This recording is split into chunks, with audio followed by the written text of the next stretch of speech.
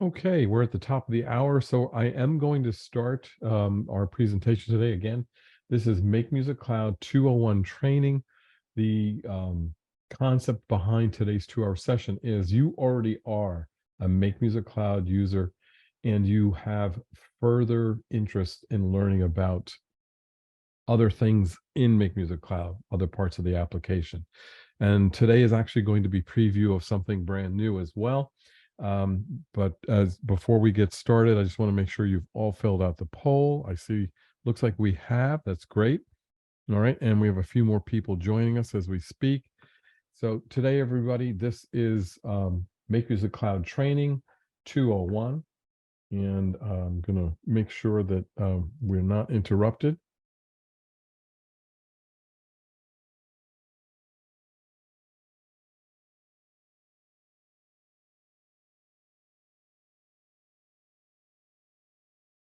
Okay.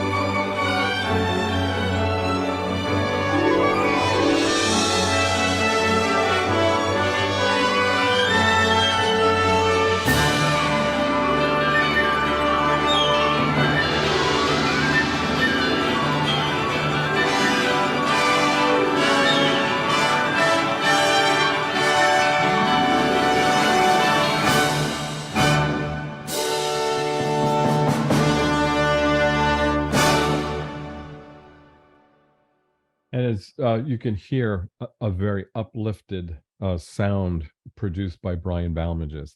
This is in Make Music Cloud. And the reason I like to show that little minute and 30-second promo is it really demonstrates the power of using Make Music Cloud in your classroom in a very short amount of time. I do want to introduce myself. My name is Ted Scalzo. I'm a retired band director with 36 years in the classroom, teaching anything from beginning instrumentalists through high school.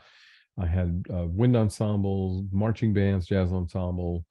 In multimedia class, I also taught and also music theory and composition.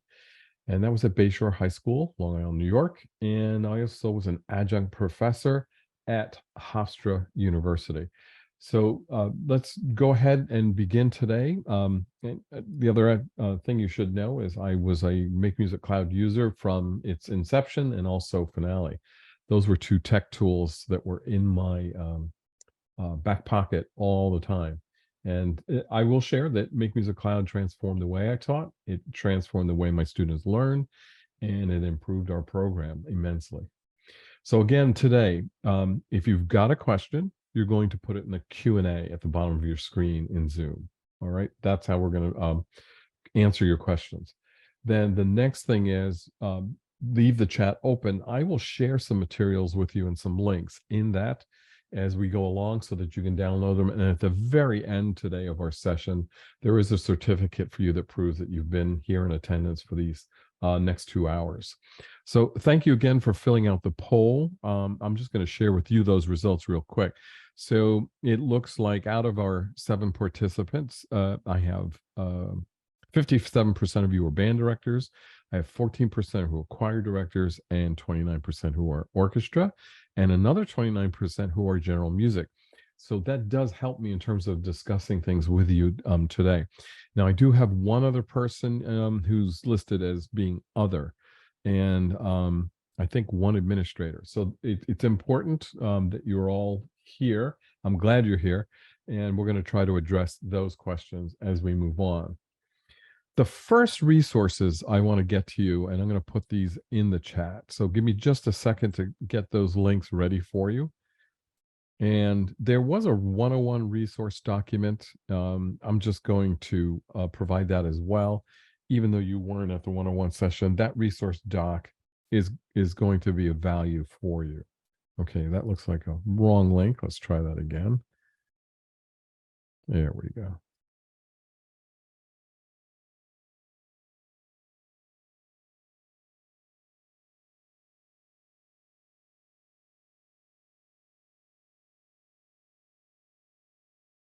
Give me just 1 second. A little technical difficulty here. There we go. Okay, so that's the 101 resource doc, and you're going to find a lot of the links are the same, but I do also have a 201 resource doc, and we're going to put that in there as well. So those pages that you're downloading are, there are several links on those pages that you may find valuable to you as you're going through this year. So keep those resource docs handy, save them someplace where you're definitely going to be able to get to them quickly. And then we'll move ahead here. All right. Okay, so what we're going to cover in the next couple of hours, we're going to go to an part of the application that not a lot of people understand, and it's an important aspect of using MakeMusic Cloud, and that's my library. How does it work? We're going to go into more than my favorites. Then we're going to get ready for a new school year, because if you're starting a new school year, you need to know about how archiving classes, what's that value. And I'm just going to give you a quick review of how to create a class, because maybe you haven't created a class in a whole year and you need just a little bit of a update on it or refresher. And we're going to talk about enrolling, but more importantly, how to re-enroll students, because you might have returning students from last year, and how time saving it would be to be able to roll those students in and get them into your class. And here's the big drum roll announcement. There is a whole new assigner process. We've streamlined the assigning process. It's released literally hours ago, and it's going to take that multiple page, multiple click, and reduce it down to just 2 pages. We will go in there and do an assignment so you get to see that. Going to go over units, how to best work in there, some advanced assignment concepts for you to consider. I'm definitely going to take a lot more time in Sight Reading Builder and talk about the beauty of building your own sight reading materials. And also, you're all aware that Sight Reading Builder is soon to become Sight Reading Studio, with some enhanced abilities and capabilities that will be released with that new product, which is slated sometime in September. We're going to go into Compose as well. There's been over 100 improvements in Compose since last January, I believe.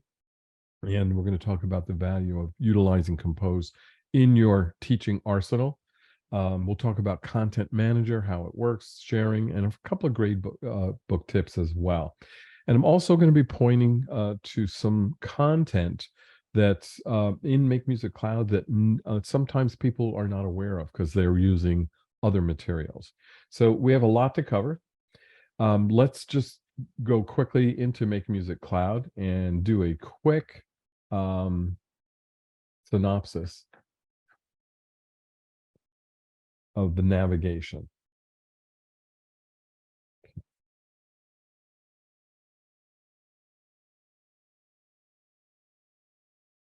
So as you can see, we have here the ability to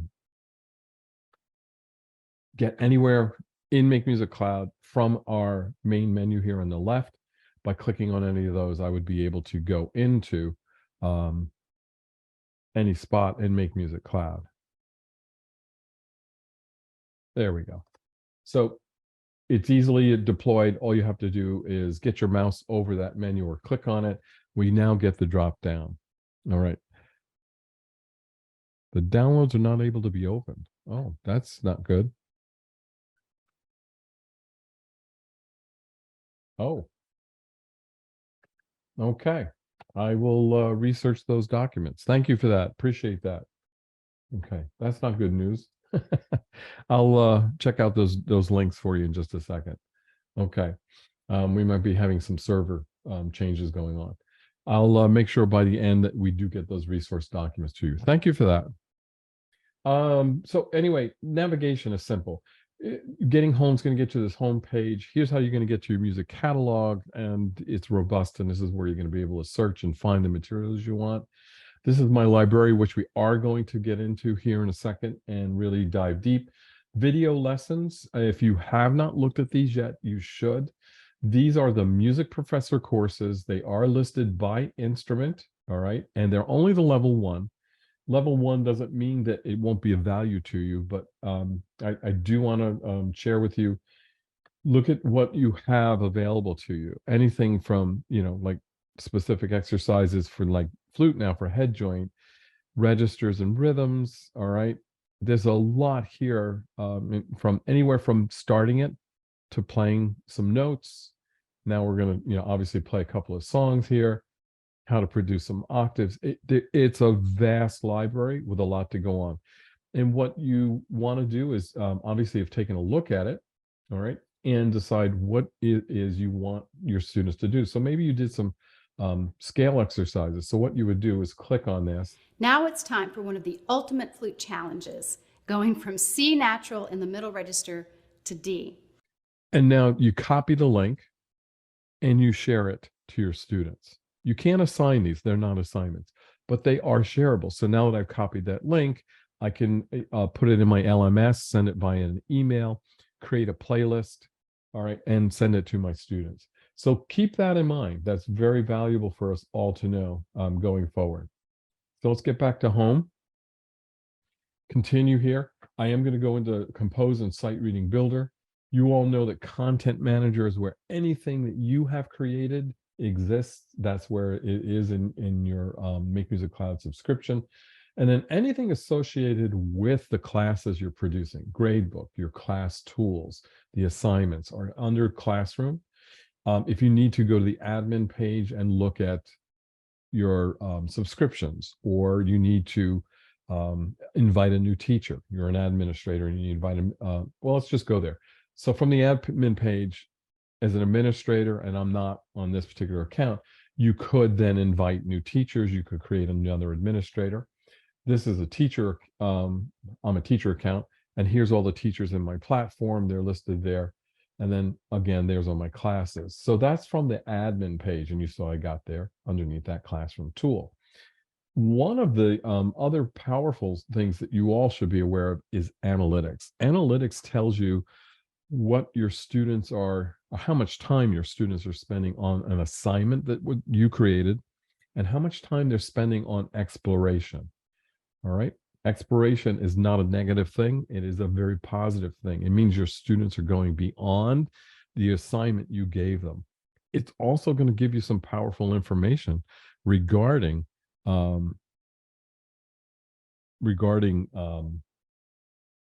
their interests. Where are they going? Or did you make an assignment where they have to do some exploration? Here's a great example. I did a method book assignment where I wanted my students to do line 17 out of the method book, but I told them they needed to practice lines 10 through to 16. So if they're practicing those lines 10 through 16, that would be counted as exploration. So that's very interesting, because now I'm creating an assignment. I'm getting one line handed in for assessment, but I'm still getting my students to practice additional materials. So that's a little bit of a tip and a trick there in terms of creating it. Right now, you're looking at analytics, and this is the past 7 days. If I go to the past 30 days, we'll probably see a little bit more activity here. Yes. And notice we've got a lot of practice going on in the purple, and the blue is showing the exploration. The other beautiful thing about this particular tool for you as a teacher is you can break this down even further. So you can look at a specific class.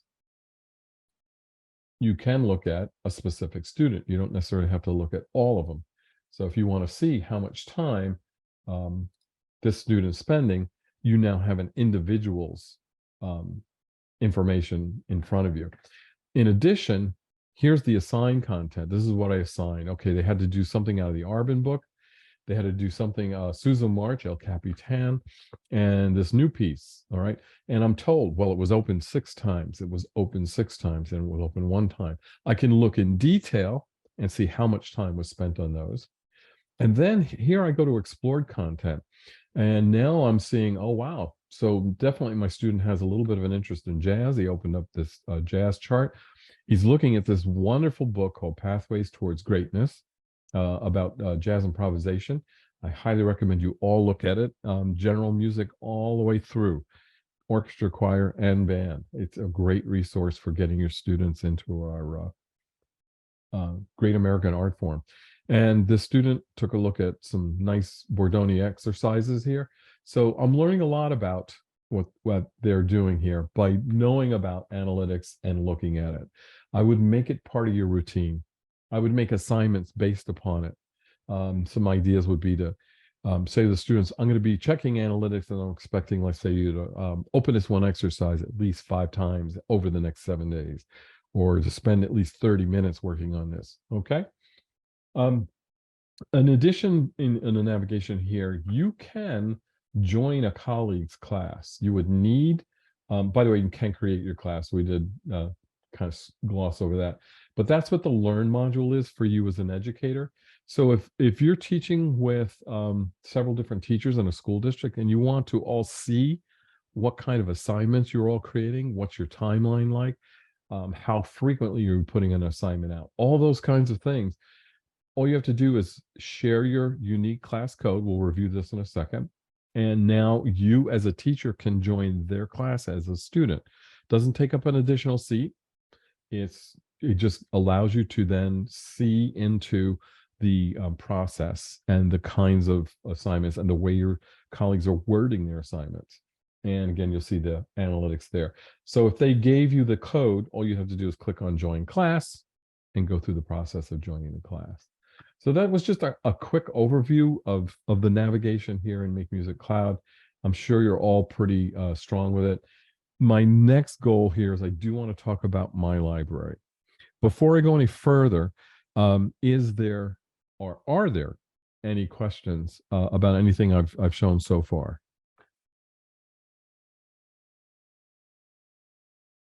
Okay, I'm going to go ahead and I have additional links for those resources. I'll double check again at the end here. So let's go back into MakeMusic Cloud. Let's go to my library. So as I click on my library, you're presented with here, it's 3 different things. Favorites. What is a favorite? A favorite is anytime I click on an exercise or a book or a method book, and I put a heart icon on it.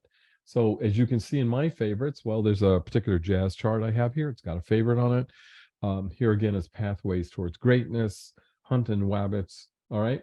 I like looking at essential elements, hot cross buns, some great warm-up exercises here, lo-fi long tones. Those are some favorites. I use these a lot. I go to them a lot. I refer to them a lot. I use them with students a lot. I use them for myself a lot. My created content, okay, it's going to change.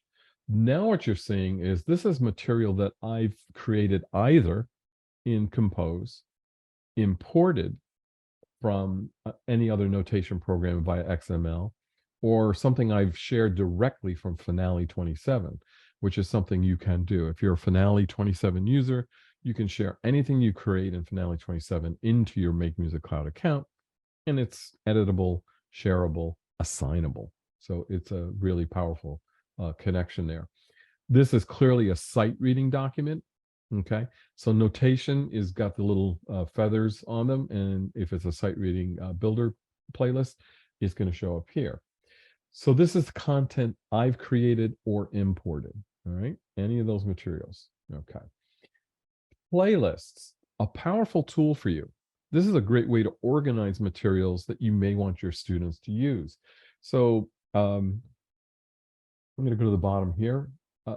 I just want to show you this playlist, winter concert. So here's last year's winter concert. These particular pieces were on it. And I create a playlist. I share it with my students. How do I do that? I use the universal share symbol here. I click on it and I say I'm going to share via a public link. I copy the link and then I distribute it to my students in any way I choose. I can send it obviously via email. If I'm in a learning management system such as Google Canvas or Schoology, where I can send out a notification to all my students, I'll go ahead and do that and paste that link in there. And now they have the playlist. So it's now in their account. They're able to open it. And it's a great way for them to not have to search for the materials that I want them to be practicing over the next several months or weeks. So now I've got my performance materials to them. Maybe I have solo literature that I want my students to work on. I set up a playlist for that. Maybe I just have a fun exploration list. I just want them to go ahead and check on those. So you can see I have several different playlists here. This one's in particular for a organization called Building Beautiful Bridges. This is my concert band. And in here, you'll see I have some important materials that I do want to share to whoever's going to be joining that group. All right. How do you create a playlist? It's very simple. Click on New, give it a title, author. If you've got any kind of graphic that you want to associate with it to line up to help you identify it, you can load it in there. And then you can give it a description. And I think that's of value, especially if you're going to be sharing with other people so they know, well, what is this? What am I sharing? And it's that simple. You click confirm. And then when you're in the process of adding material to a playlist, there's several ways to go about it. So these are in a playlist already. If I wanted to share this particular piece to another playlist, I could click here, remove it. I could also add it to my favorites. I can go right to the assign feature if I want to, but here's the add to playlist button. And anytime you search for a particular document, whether it's, again, an exercise, a method book line, a performance piece, you'll have those dots. You'll be able to click on them and go to, I want to make this part of a playlist. And obviously, you could make that piece part of several playlists. Doesn't have to be just one. All right. And there is a limit. I think it's, yeah, it is. It's 50 titles. You can have no more than 50 titles in a list. Some of teachers have thought about, making the method book a playlist. I highly unrecommend that. That's not a great idea. It's too many lines.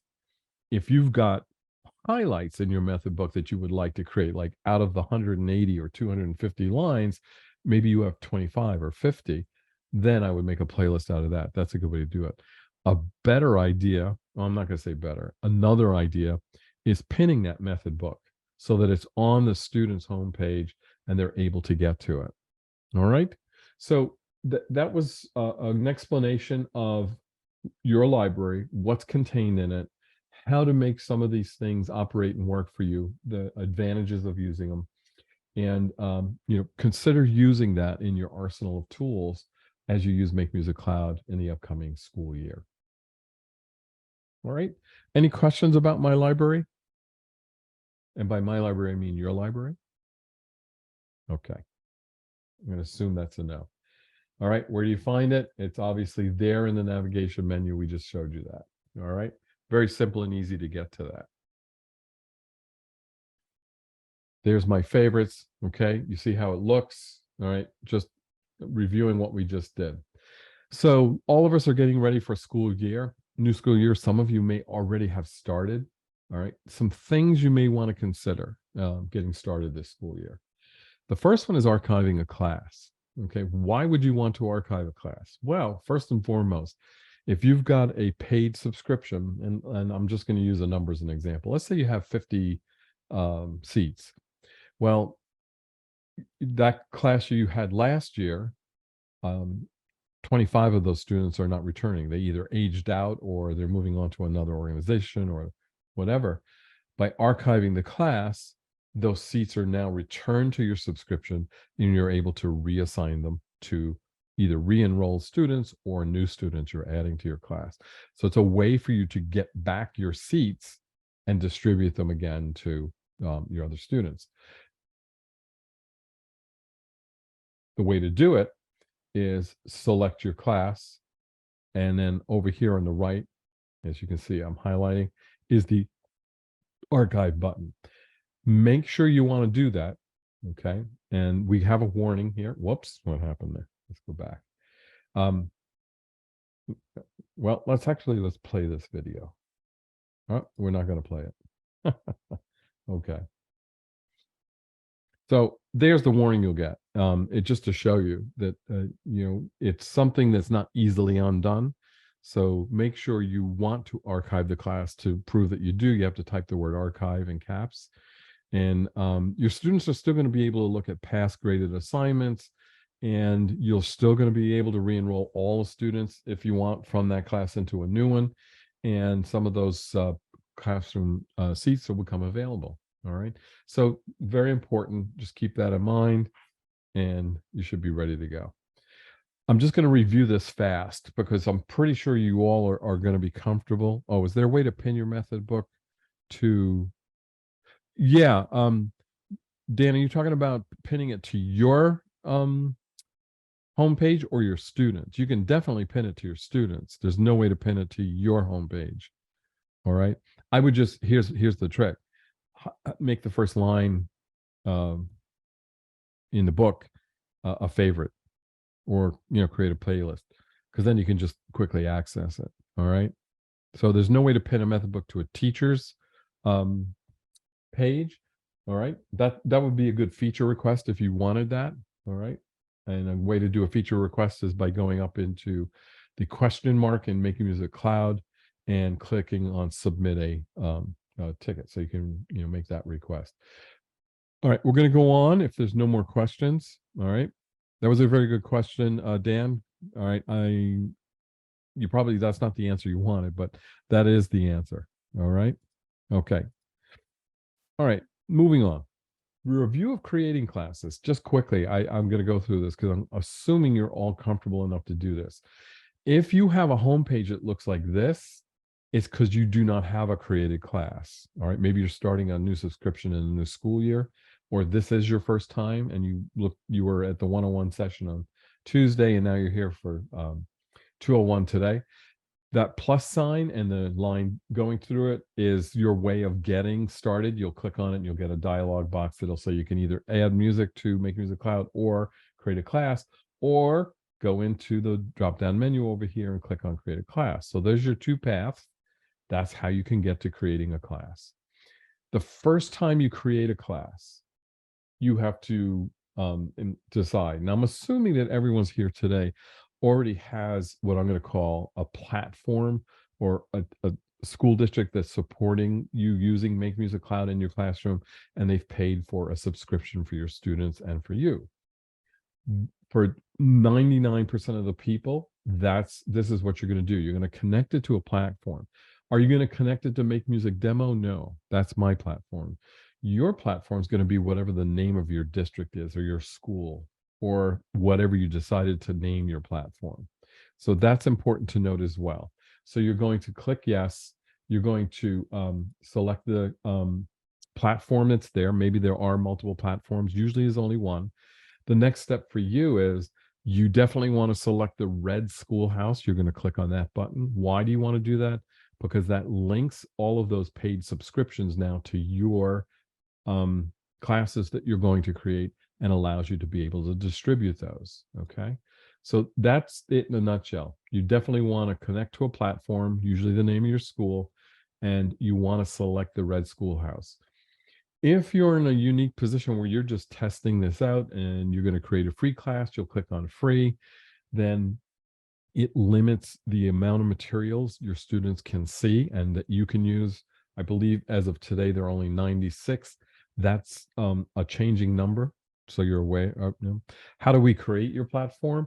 You were invited by either an administrator, or it says MakeMusic team, and that's how you start the process of beginning your platform. So that if you're an admin, you received an invitation from us. Okay, if you're starting it, if you haven't received it yet, it's because your subscription is maybe not starting until maybe next week or the following week. And once you get that, okay, Julie has a great suggestion there. If you add the method book to a playlist, yeah, that's another way of using it instead of favorites. But that's Matt, I hope that answers your question. So you have to receive the invitation, and you're going to it'll be associated with your platform. All right, if you need additional answer to that, feel free to type that in. All right. Once you've made yourself associated with your platform, and now you've created a class, you've given it a name. I did skip the class creation process, but I just want to show you, once you've created that class, it's got a unique class code. All right. It's showing here that it is school funded. Okay. So you signed up as a teacher, Matt. Did you sign up for a free account? If you did, you're going to create it. If you're paying for it, you should have received from team at makemusic.com an invitation to that platform. And if not, since Julie's here, maybe she'll be able to look that up for us. All right. We're going to go on. And if no, I paid. I'll go back and check. Yeah. Yeah. You should have received an invitation and created your platform. That's kind of a Make Music 101. Um, uh, and if you're curious, we do have the 101 posted. And again, maybe we can, Julie can help you out since she's here with that particular setup. All right. Okay. All right. Great. Um, if you've created more than one class, this is what they're going to look like. If you created free, it would say free here. If you created paid, it's going to say paid there. You want to get your class code, you click on it. How do you get it to your students? There are several ways. You can copy it, paste it in an email, paste it up on the board in the classroom. Maybe you got a projector. And then we also provide an email template that is very easy to send to your students. And it gives them the URL and the unique class code. They click on it and they can get signed up very fast that way. Once you've created classes, this is what that home page begins to look like. All right. Okay, re-enrolling students. This is important for you.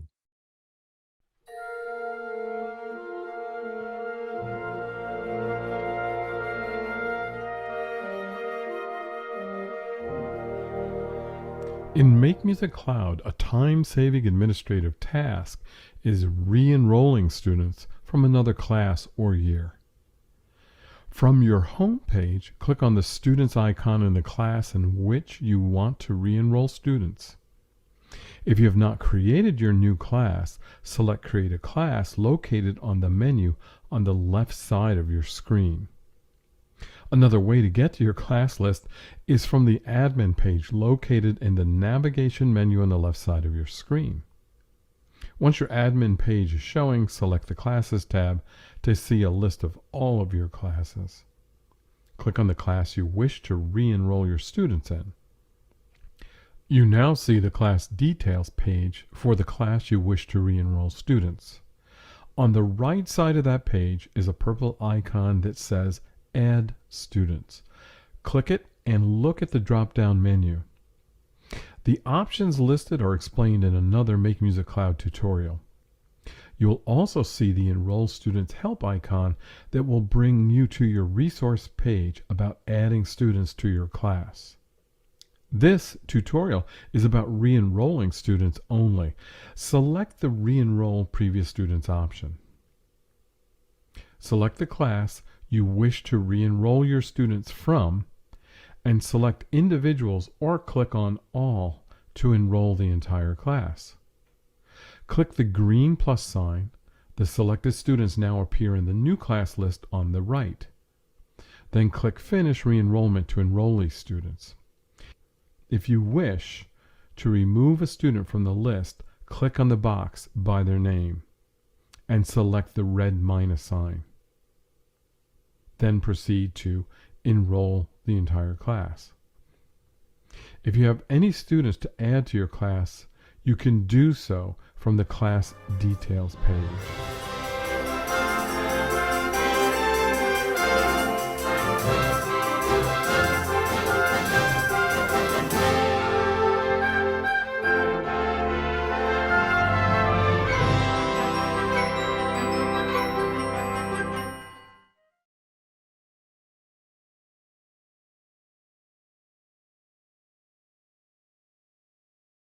So I like sprinkling in a Make Music Cloud Academy video in our presentations. And the only reason for that is it does give me a little voice break.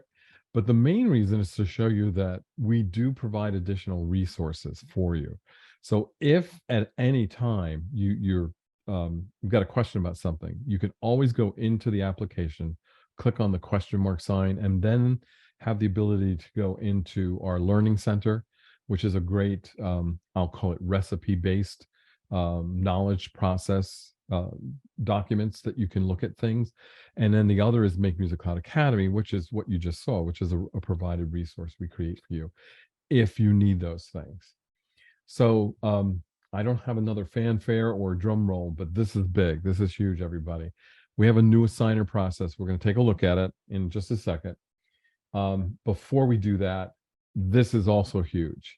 Anytime you make an assignment now, your students will be notified by email. It's been a feature request from you, and we listened. It's been built. It works. It's there now. So for the school year, you can see now every time you create an assignment for your students, they will get an email notification. Okay, it's going to be like an automated message when you assign their content.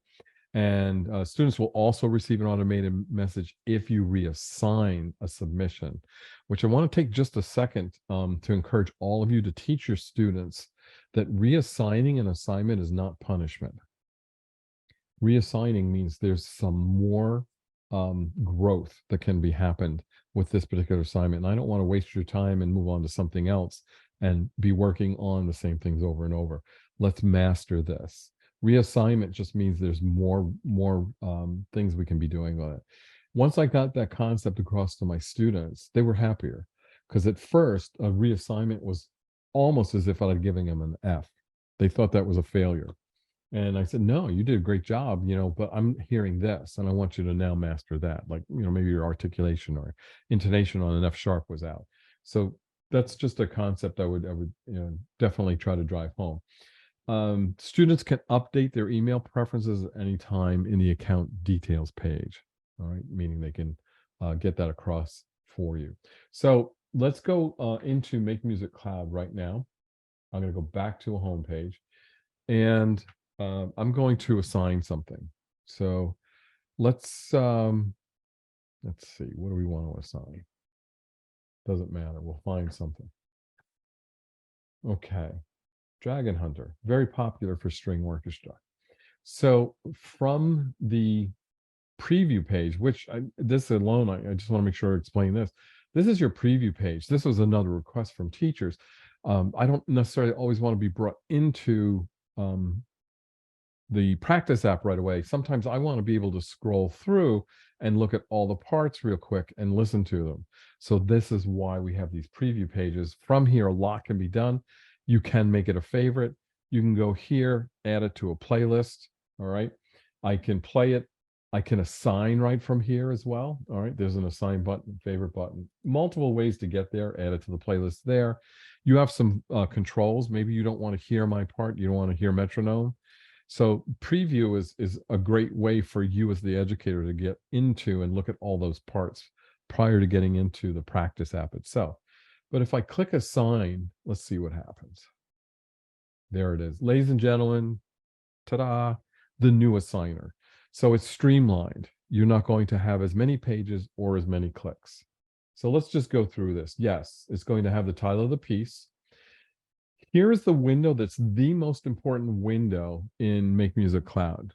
This is where you're going to put instructions in here that's going to cause your students to do nothing but intentional, deliberate practice.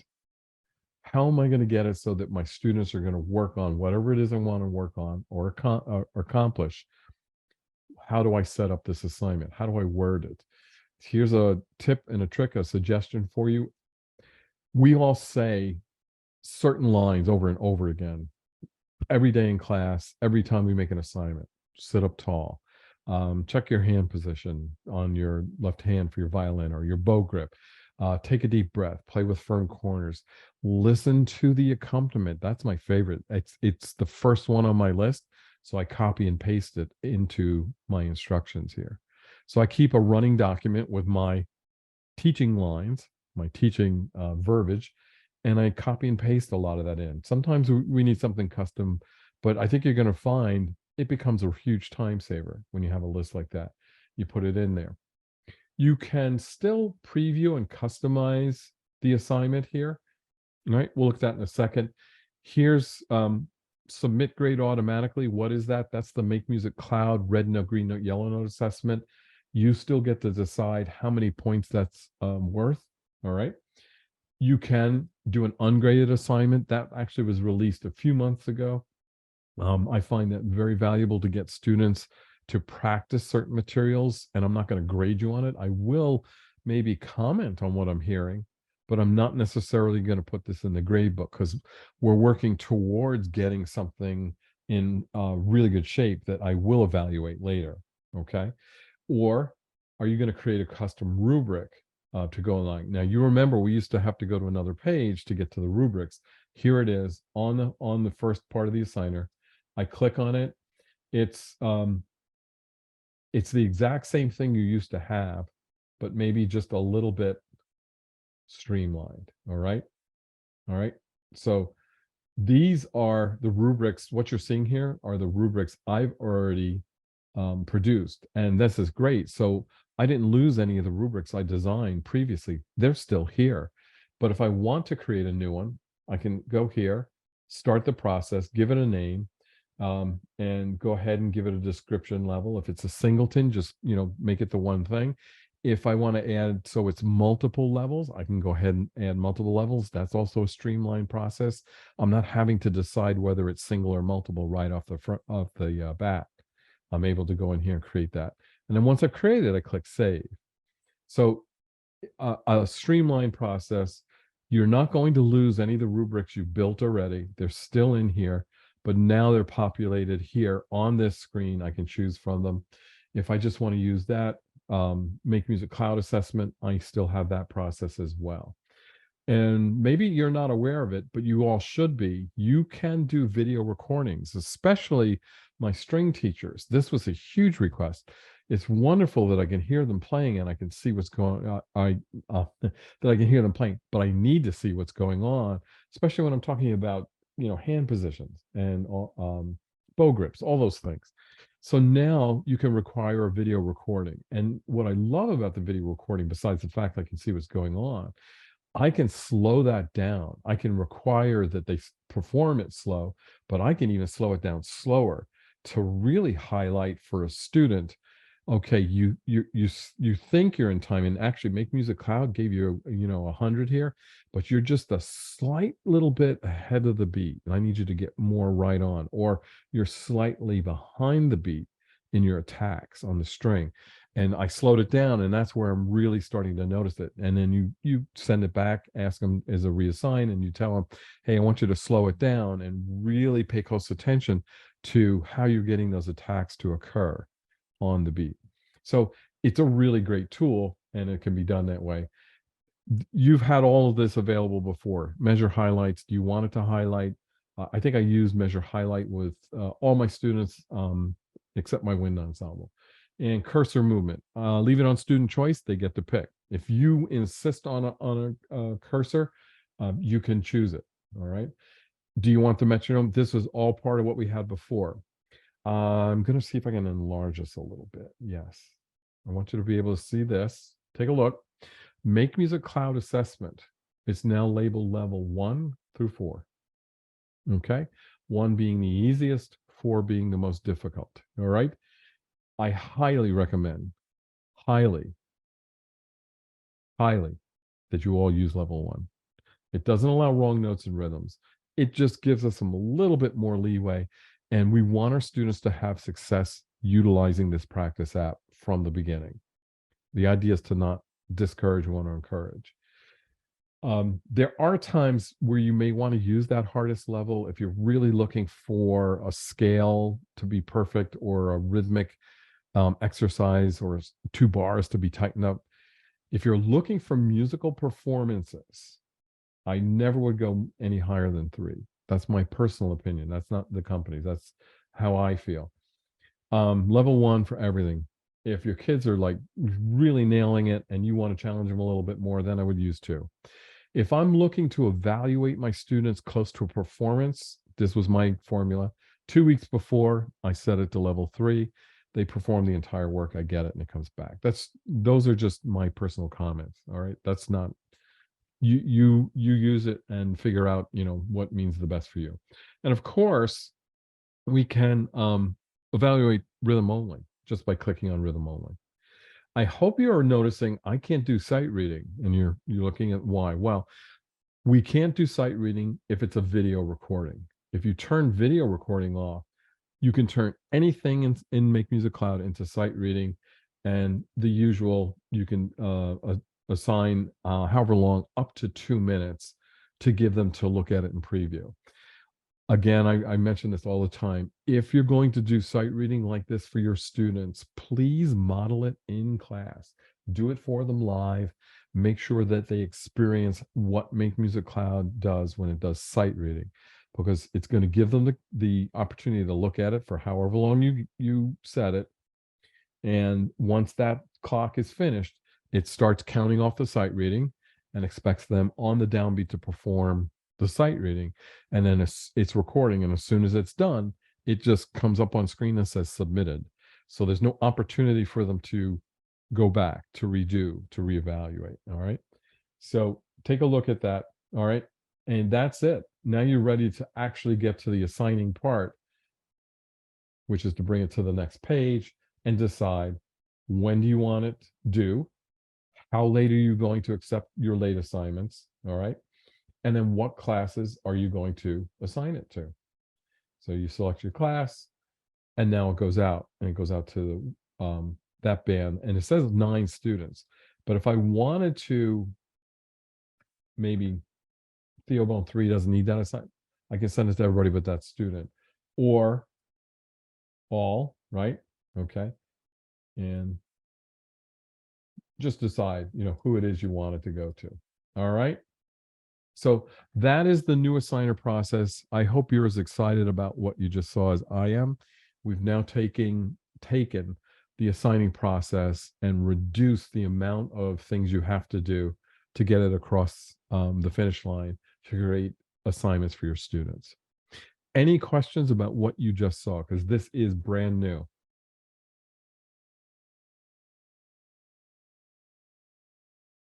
Okay. All right.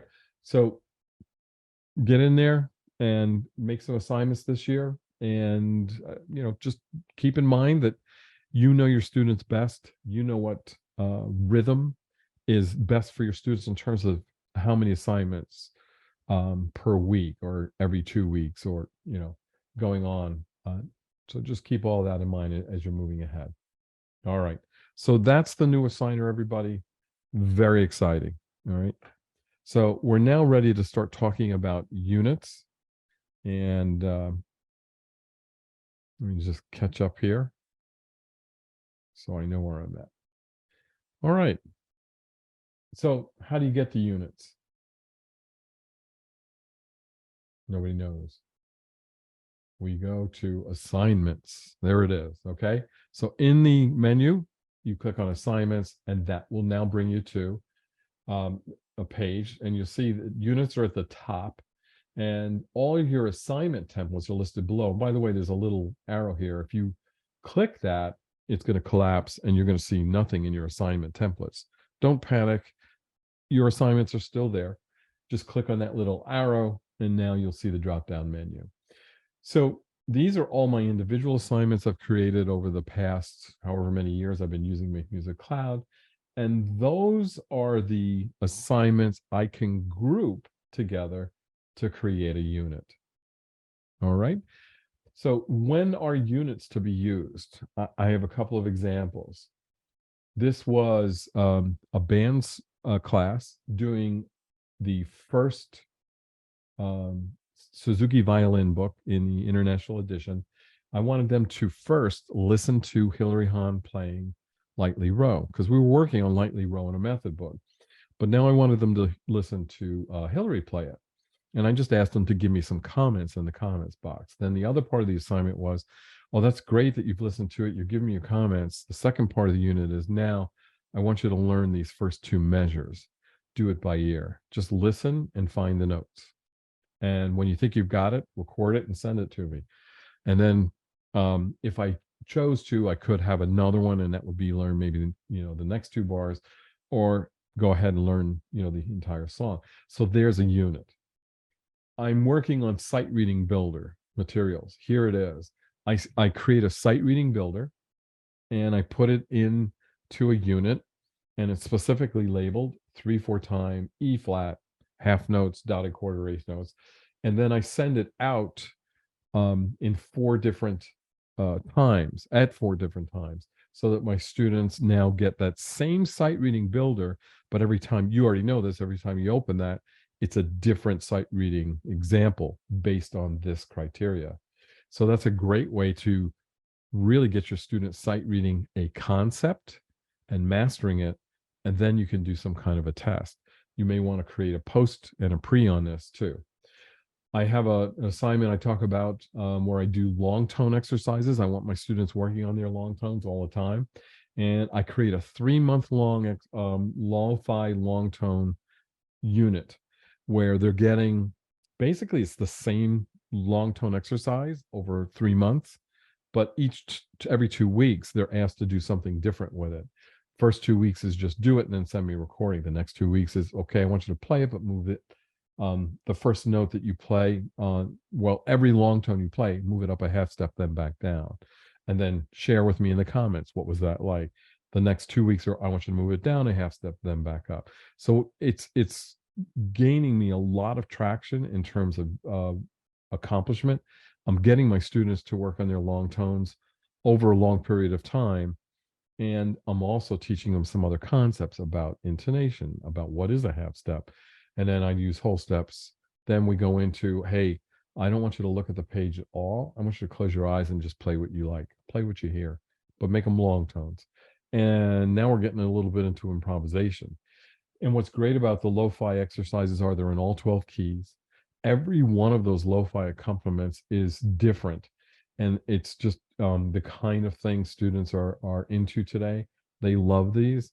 And once they're doing the long tone exercises, there's an etude that accompanies the same key. So you could now have them working on a long tone exercise, then a key. This particular unit was around the class deciding on 4 different pieces, and what they were going to select was which one of them they felt would make the audience have an experience that depicts the Blue Ridge Mountains. So there's 4 different pieces. They practice all 4. Each one goes out in the unit. And then in the comments box, they have to choose the one they think is going to be the one the audience will definitely, this is definitely about the Blue Ridge Mountains. So that's a great exercise, getting students to listen and then to start to make decisions about, what kind of communication is going on. All right. Here's one that was just, several titles, and they were going to select what piece was going to be on the next concert. So if you open those up, you would be able to go in there. So some tips for assigning your units. Assign assignment templates in the reverse order from how you want them to be displayed in your unit and how they get distributed to your students. So in other words, I'm going to start with, if I have 4 assignments in a unit, I'm going to start with number 4, then do number 3, then do number 2, then do number 1. All right, in the reverse order, because then that's the order. It'll reverse it, and the last one you did is number 1, and that'll be the first one to go out. Okay. You can edit, you can duplicate, and you can delete templates from your units. So the editing portion works really well with the duplicating. So let's say like that long tone lo-fi exercise, what I did is I made the first one, then I duplicated it, renamed it, changed the parameters, duplicated it, renamed it, changed the parameters. So I'm not having to reinvent the entire assignment. I'm saving myself quite a bit of time. All right. And the same thing goes for those sight reading builder outlines. Use one outline and just label it, sight reading prep 1, sight reading prep 2, so on and so forth. So it's saving you time. You're getting multiple assignments out to your students. It's a great way to go. All right. So you saw that all assignments due at the same time, individual templates within the unit. You can determine individual deadlines. This one's due end of next week. This one's due 2 weeks. This one's due 3 weeks from now, so on. And you can assign to multiple classes at the same time. All right. Some more examples. Scale pasos. If you have a formula for scales for your middle school group, this is a great way to get that accomplished. All right. Pieces of music you have on rotation, like scales, exercises, repertoire that goes together. Sequential assignments, like you need to do the first two measures. Well, now you need the next two. Tempos. Okay, you did it now at this tempo. Now it's going to be at this tempo. Now it's going to be at the faster tempo. Rhythmic units, sight reading curriculum, and of course, concert pieces. We just did all of that. All right. So let's go into MakeMusic Cloud, and let's get out of the new assigner, and let's take a look at units.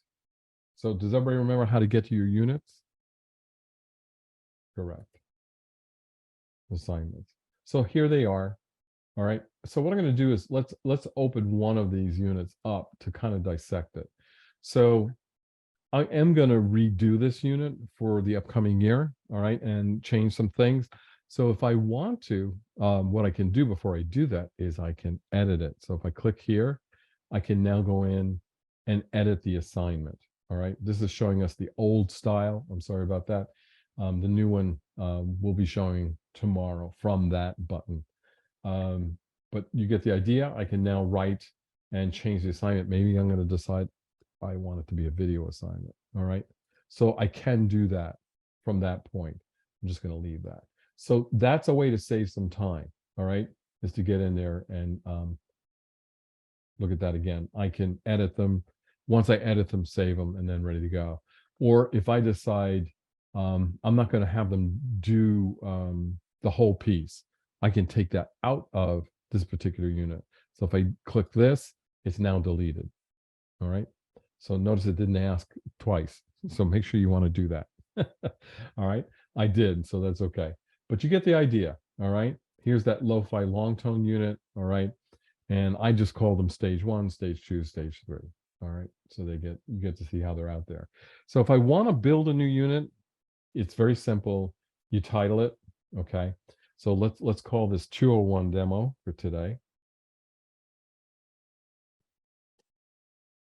All right. So there's my unit. Okay. I'm not going to assign it yet. I'm going to save it. It's got nothing in there. All right. So maybe what I'm going to do is choose a couple of pieces. I'm just going to randomly select some stuff. All right. So you click it and drop it in your unit, and you should be able to put it in there and sign it to the unit. See, it's in there. All right. And just, go ahead and build it, and then decide on your, if you're going to assign it, and then save the title and so on and so forth. See, if I want to duplicate that assignment, all right, should be able to do that. There we go. So it's duplicated here. And now what I can do, see, it says copy. I can add it in there. And it should be ready to rock and roll. All right. So now I can go in there and start deciding, how are these going to operate? How are they going to work? All right. Very easy. All right. Again, add them in reverse order. I did not give that any thought just now, but if I was thinking about this carefully, I would definitely do that. All right. Are there any questions about units? Some people like them and find them valuable. Others are, I don't work that way. I don't need it. But they're there if you need them now. Okay. All right.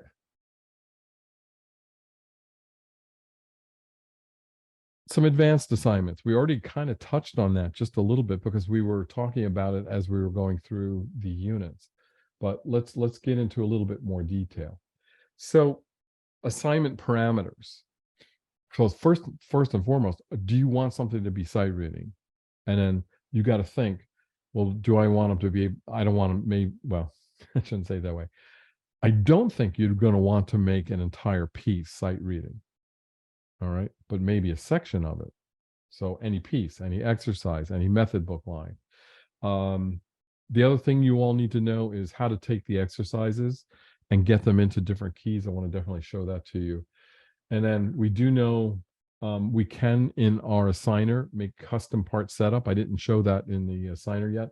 But if you decide, well, I want my flutes to do this, or maybe my woodwinds are going to do it from here, but my brass, I want you to go over here at 96 and do it. And my percussionist, I want you to start at 102. You can do that. Send one assignment to all your students, but everybody's getting different locations, maybe different tempos. It's quite simple to do. All right. Custom criteria rubrics. We just kind of showed that with the new assigner, how to do it, whether you're going to do single or multi-level, already showed that. Here's something to talk about. If you've got state or even local standards or the national standards, and you want to create assignments that address them, have them open, build your rubrics based upon that criteria, and now they're in there for you to use and assign. And you can have them in there and save them and use it for later. All right. All right. Before we go to Sight Reading Builder, let's just take a quick look at that.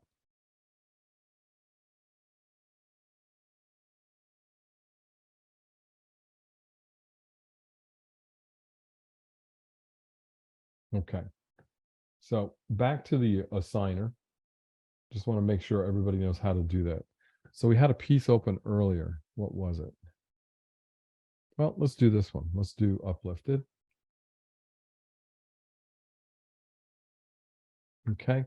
Now, I'm actually, you know what? Let's do it this way. I'm just going to search for any Brian Balmages piece. Okay. We're going to randomly pick one. Love it. Okay. So go to assign. Here we are in the new assigner again. Okay.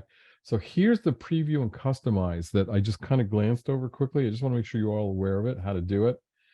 It's going to give me those same options. All right. So, it's listed, it looks like in alphabetical order. All right. But let's say I say I don't want you to start there. I want you to start here. And we're going to end at 25. So now we change that. All right. And now what I can do, and by the way, this is definitely not what I would do. I would send this out at this ridiculously slow speed so that the student can master this before going on to concert tempo. So there's the power and beauty of why we're using MakeMusic Cloud for assignments. Here is crafted, deliberate practice. I'm chunking, reducing the amount of material we're working on. I'm changing my tempo parameter so that the student can only submit this at this slower tempo, which means they're going to be practicing at this slow, right? This is great. Now, if I want this to also be part of some of the other instruments, I click this, all right, apply it to all. And now all of the instruments are going to go there, but I could have easily have just put it, okay, and applied it to this one. So apply baritone parameters to all or to just the one instrument and then save. Okay. All right. So that's a way to get for you to get those customized, and then you can go on to the assign. I'm going to cancel there. I just wanted you to see that and know that you can go to the preview and customize and change the parameters for your students. Remember those instructions. Okay. All right. Are there any questions about how you're going to go through and do your assignments based on the new assigner? Okay, I'm not seeing any right now. So let's go back. And now we're going to take the deep dive. We're going to go into Sight Reading Builder, which is soon to be called Sight Reading Studio. So it's not going to change. If you have a MakeMusic Cloud account, it's still Sight Reading Builder, but it's now going to be called Sight Reading Studio. there are going to be some enhancements and improvements that you're going to love. All right. If you've been messing around with our demo that's available to you, I'm sure you've seen some of the things that are coming. So the most important thing about Sight Reading Builder is you should go in there and play with it. So take time to explore it. All right. In the file menu, things you can do. You can save the outline to your account. So I take the time, I build a Sight Reading Builder outline that I want to use with my students, but I'm not ready to assign it. If you save it to your account, where is it going to go, everybody? It's going to go to my content. And now you're going to have that Sight Reading Builder available to assign whenever you want. You can use that Sight Reading Builder to build a unit. Okay. All right. You can save it locally to your computer if you want to work on parameters, and then share the outline with other teachers so they could upload it. If someone shares a Sight Reading outline with you, you can then upload it and share it. And then you can also download it as music XML if you want to pull it into Compose or any other notation program and do variations on it, whatever you want to do. So those are the basic file functions that you're going to have in there. So let's go live and let's go to Sight Reading Builder. Okay, so there it is. I'm clicking on Sight Reading Builder. We're always presented with a blank screen, a dialogue to get started. Do you want to do it for solo instrument? If you're teaching in a classroom and you want to do this kind of activity live, this is a great time to do a solo instrument. Sometimes teachers like to use a non-pitched percussion instrument such as clap and do rhythmic exercises, a rhythm of the day. So they'll generate a rhythm, they'll take it off auto-generate, okay, blow it up on screen. It's now available for the entire classroom to work on, and you can be executing it in as many different ways as you can possibly think. So that's a great idea if you're going to do something in class. So you have a single line, it's not confusing. Sometimes teachers have actually built custom ensembles for themselves, and they do that here. And that custom ensemble might include a C treble clef instrument, a B flat treble clef instrument, E flat, French horn, bass clef, and maybe a melodic percussion instrument. And they'll bring it up on screen and make the Sight Reading example only 4 bars long or something, and be able to flip and have the class do sight readings in general from a screen that comes up on here. So let's you see we have several templates here. All right. So I know I have a choir person with us today, I think. So if I wanted to do some sight singing with my choir, SATB, the first thing I have to do now is I have to decide, well, what kind of tempo do I want? I find 60 is just a hair too slow. I don't want to go too fast. So I think there's a comfortable tempo range to work with. And we're younger singers. I'm not going to do anything too long. So I'm going to go 4 bars only. So now that I've set those 2 parameters, I'm ready to start generating some sight reading here. It has 10 levels, 1 being the easiest, 10 being the most difficult. Let's start with level 1. So there's some sight singing that I can be doing with my class and doing it live. All right. If I wanted to, we could make it full screen. All right. It's projected up on there. They can all see it. And we're all doing this together. All right. If you click play, your voice sounds. But more importantly, okay, we just sight read that one. All right. Here's the next one. Here's the next one. And then let's pretend I assign this to my choir to do for sight singing. So student 1 gets this one, student 2 got that, student 3 got this, student 4 got that, student 5 gets this. So it's mixing it up. If you want this sight reading to go out to all your students, all you have to do is unclick auto generate, and now when you assign this, everybody gets this. There is the power of using Sight Reading Builder. I can have it auto-generate based upon settings and get it out to my students. Let's change this to level 2. Let's auto-generate again. And you see, okay, now we're introducing some eighth notes and things, some different time signatures. So that's just the simple way to do this. Obviously, if you go to level 10, it's going to be very complex. All right, Elliott Carter kind of things. All right, so we go from the most easiest to the most challenging. Let's go back to level 2, let's say. And MakeMusic Cloud now gives you other control parameters. So my students, if I click on time signatures, all right, if I'm going to work on file setup here, oh, let me go back. Here we go. I'm not going to save it yet. Let's go to level setup. So here's the time signatures that are available to me. And my kids are anything in 2/4 and 4/4, they nail. But for whatever reason, we seem to have some challenges with 3/4 time. Well, I'm going to make all the sight readings 3/4 time. And they're doing great.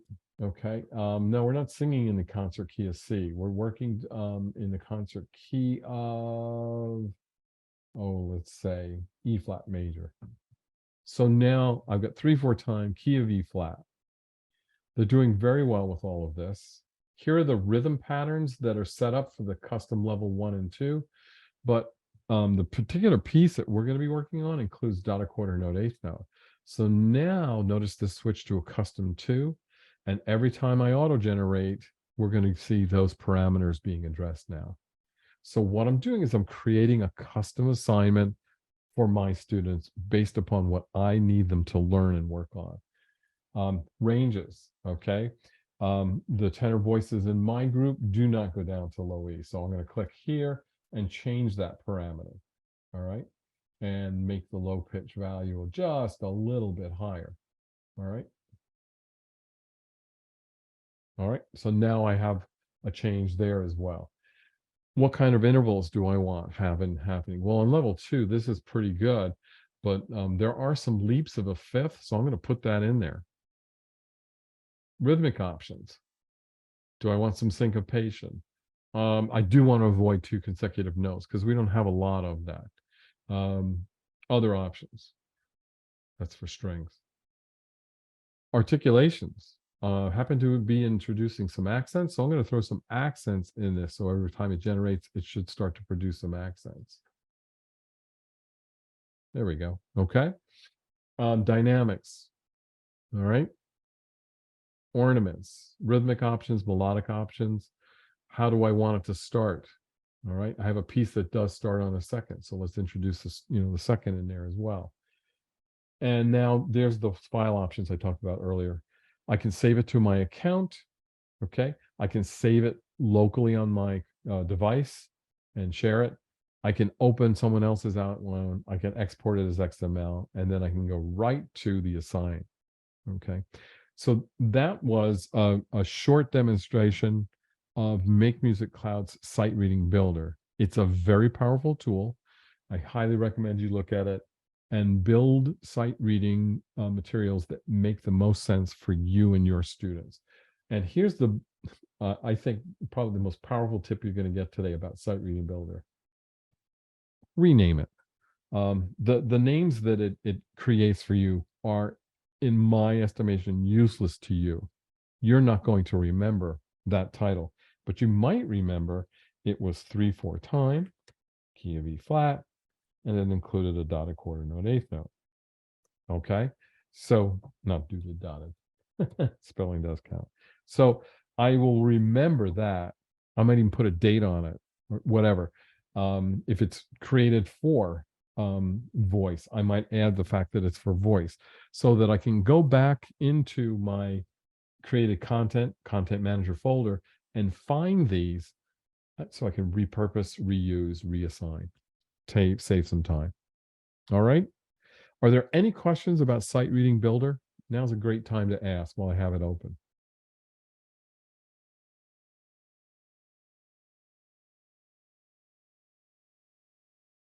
Okay.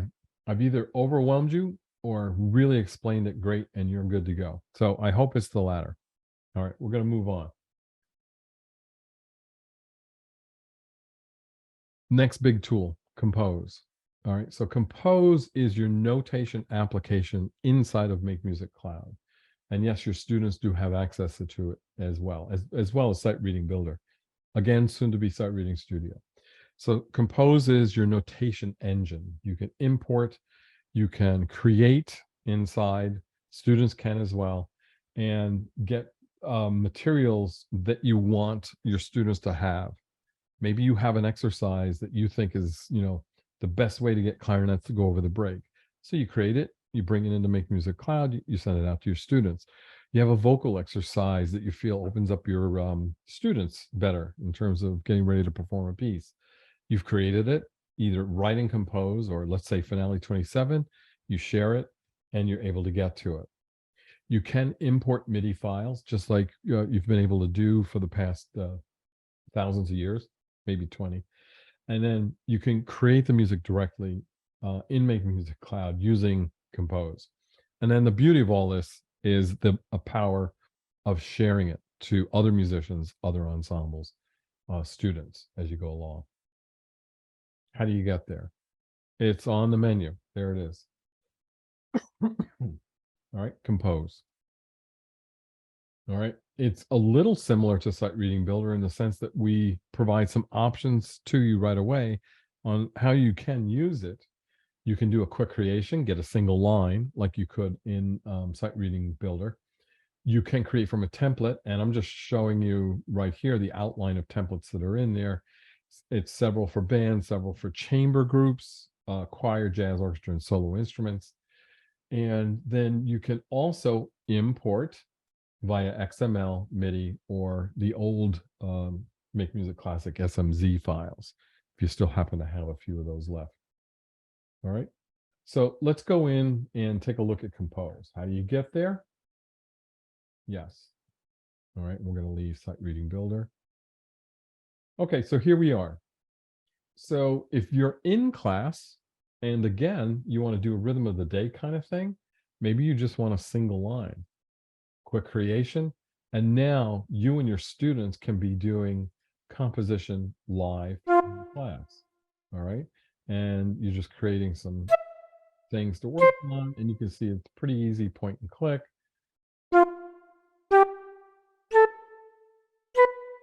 And by the way, if I want to change those rhythmic values, I can via my keyboard. I'm going to use some numbers. So everybody take a look up here. I'm hitting the number 7. It just changed to a whole note. Number 6 is half, 5 is quarter, 4 is eighth. If you're a Finale user, you're going, oh, it's the same. Great, thank you. All right. You have multiple layers as well that you can compose in here if you want to do 2 on a part. It's pretty self-explanatory. It will play back. Okay. So I have to hit escape so that I'm not entering pitches again. And I played. Right? It's using the Garriton sound set that we have that we've been using with Compose and Finale 27 forever. All right. So you can also go in now and add some dynamics. Right. Click and drag. All right. Not drag, but click and point. And lines. Here are your crescendos. Okay. All right. That's going to be very hard to do. All right. You can put in some text, all kinds of symbols, and then how do you want it to play back? All right. Lots of options. One of the resources I'm giving you is the manual for Compose so that you're able to get in there and practice with it, create your materials, learn and use.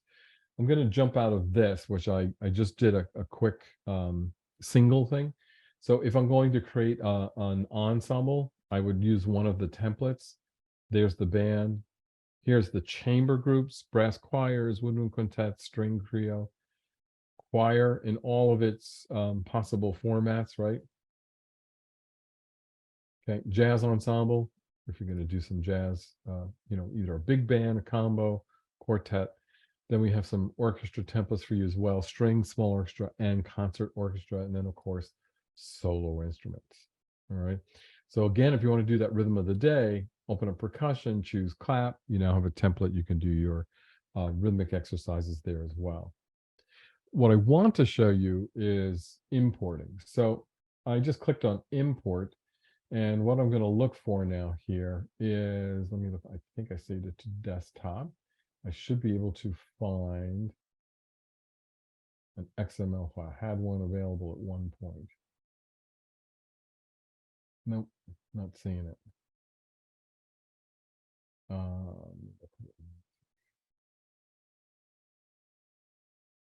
Where is my XML file?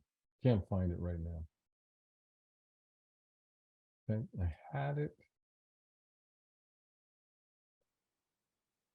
in a folder, I thought, on my desktop. It seems to be missing. Okay, we're going to try something different. All right. I'm actually going to jump out of this and go to Finale. So this is Finale 27. Oh, we have a question. Great. Is it possible to create a template for a composition, like a complete the melody and share it? Yes, it is. Yes, it is. I'll refer you to a great resource, Dr. Cynthia Gonzalez at Texas State University. She does this all the time. All right. So it is possible to create a template and share that with your students and have them complete the melody. So it is a great music theory resource as well. So let me see if I can find my okay, so here we go. So here's Eine kleine Nachtmusik. All right, I want to do this with my string ensemble. Actually, bad news, my string ensemble is ill and I don't have a full group. So it's going to be a string quartet. So this is going to go out as a string quartet. So here it is. I have this, I got it in Finale. I want to get it into MakeMusic Cloud. So I got a couple of ways I can do that. I'm going to show you the first way. And that's just to export an XML file. And I'm exporting this right now as an XML file. And I'm going to put it on my desktop as a music XML file. And I should be able to find it again. So now I'm just going to leave Finale for a second. And we're going to go back into MakeMusic Cloud. And I'm going to try importing again. And let's look on desktop. I'm not seeing it. There it is. Oh, I didn't scroll down enough. There we go. I'm opening it. So here's one of the biggest improvements now in Compose. You used to have to verify instruments. It's now much smarter and it's able to verify the instruments for you. So that process is not an issue anymore. It does it for you. And it's going to play back. So that's importing XML. And now I can do anything I want to it. I can edit it. I can assign it if I want to. Remember, we had all those file choices. If I want to, I go right to assign. Or I can open this in MakeMusic Cloud and let's see how it looks and operates. So I'm going to do that right now. I'm going to open it in practice. It's saving the composition. Everybody, I hope you know where it's saving it. And now, which part do I want to look at? Well, let's look at the cello bass. Okay. So all of this was done right in front of you live, no magician strings. So you got to see the connection, the powerful connection between Finale and MakeMusic Cloud and XML, right? So you see I was able to do that. It's going to play, it'll play my part, the same controls you've had before that you know all about. And by the way, this is the thing that's really still important for you all to know. Everything in MakeMusic Cloud is going to give fingerings. Of course, if your voice, it's not, but it will give that sound if we want it. Okay, so that's one way to got it. Now that was importing music XML. All right, so there's another way to do this. I'm going to go back to Finale. I'm in Finale. It's open. I go to File. I go to Share. And I've already, thinks I made some changes. I already have my account linked to my Finale. It's an easy process, by the way. If you open it and you've opened Finale for the first time, it's just going to ask you what's your login credentials, what's your login name and password. Easy. And once you've got it done, so now I say, well, if I want to, I could share it right away with the whole class or an ensemble or whoever I want. I want you to upload it only. Where is it going to go? It's already there. Let's look at it in MakeMusic Cloud. I go right to the practice application now, and there it is. Okay. I'm able to do whatever I need. And the beauty of this is, if I go back to Finale, let me get there. If I change something, okay, let's say let's do something silly here.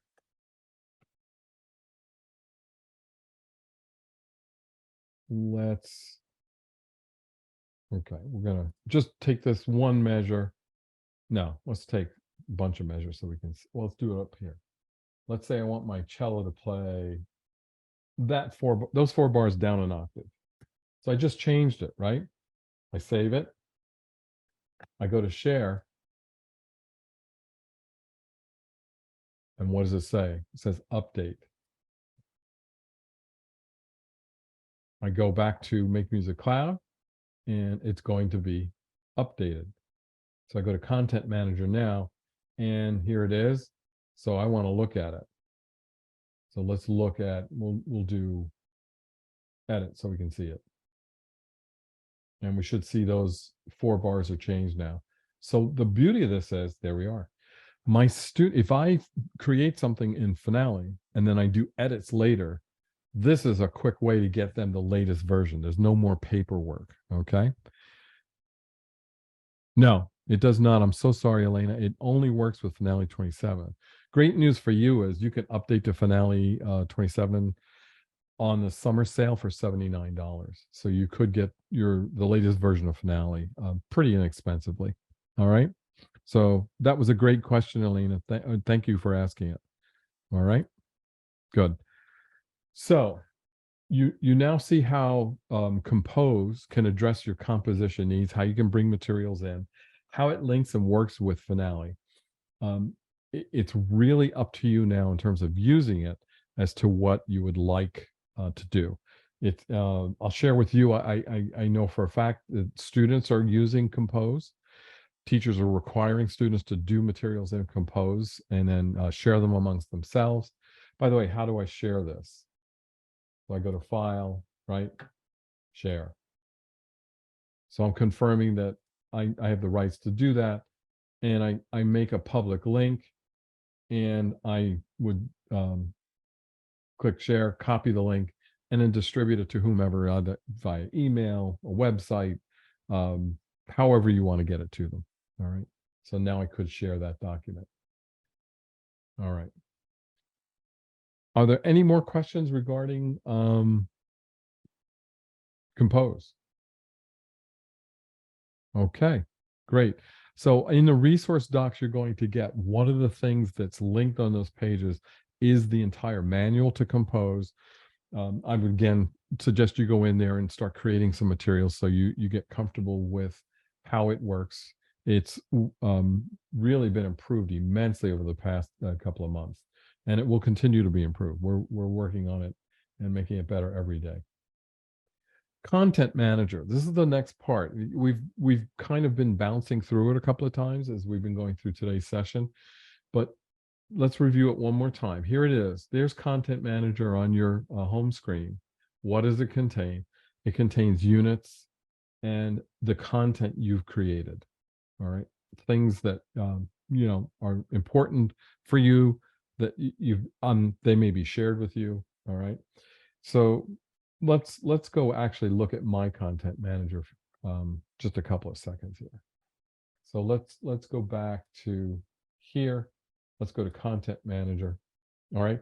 Notice this is different than assignments. All right. You're not seeing units in that. This is the material. And by the way, here's the Eine Kleine that we just did. And notice it has a little F on it. That's letting me know I did import it from Finale 27. Here's one, though, that I imported, but that it was done with the XML file. All right. So there's those materials.